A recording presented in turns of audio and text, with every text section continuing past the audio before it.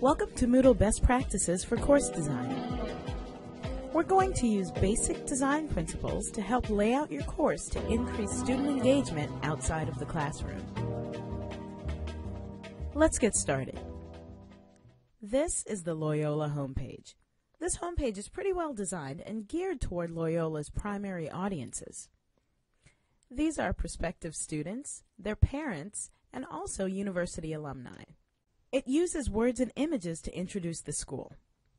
This homepage offers clear navigation to more in-depth information, like info about academic programs, admissions criteria, or alumni resources. It's easily scanned by viewers and just generally easy to understand. The look of this homepage with links, resources, and widgets promises more riveting content.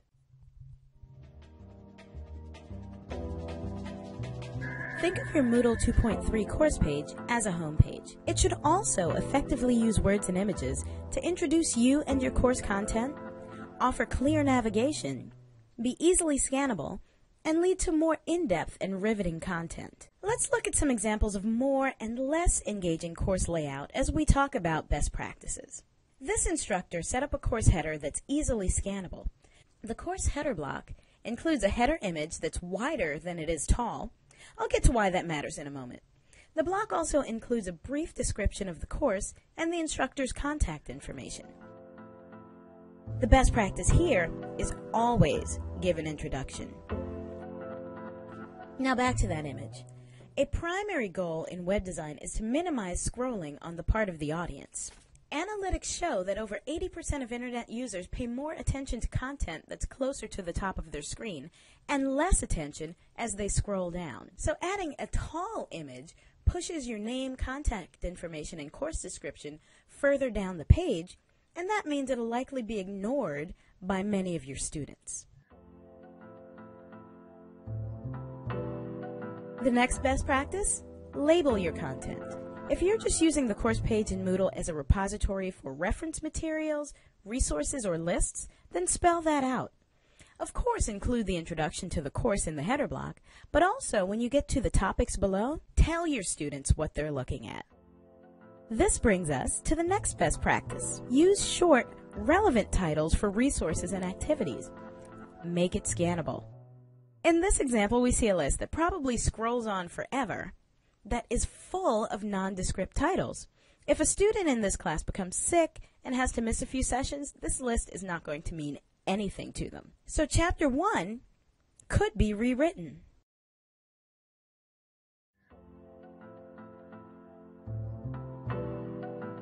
Our next best practice, be consistent. Don't use more than 3 font styles per page. Research shows that the more colors and type weights on a page increases the cognitive load for your learners. This means that students are spending more time trying to process the text on the page than actually absorbing the content. So maintain consistency. Try to use only 3 type styles on your homepage. The header text here is one style, the introduction is another, and the style used in resources and activity is the third. This instructor also used several colors to make different content pop. Does it actually pop? Do any of these topics seem more important than the others? Not really. Images add a focal point to a module and can break up the monotony of a text-heavy page. Insert images and be consistent in their size and placement. The last thing you want is to have pictures that unbalance, overpower, or conflict with your important content.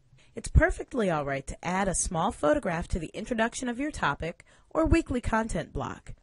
The challenge here is to be consistent in the size and style of images and placement of the image relative to the column of type.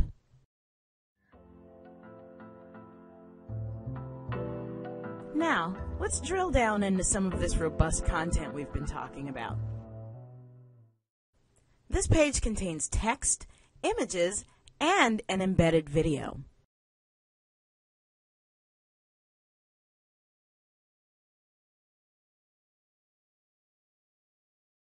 Imagine what the course homepage would look like if all of this were included in the topics. This professor's students might have to scroll all the way through this content to get to the next course topic. Your course homepage is not a repository for all of your content. There's no need to lay out all of your text, images, videos, and resources right there on that first page. This minimizes scrolling on the part of your students, and it'll help you locate your content as well. Instead, lay out your course page like the homepage of a website. Use headings, brief descriptions, and links to guide students to the appropriate content. Want to learn more about Moodle course layout? Download the Loyola Moodle Style Guide today. If you have questions or you need help, contact the Faculty Technology Center.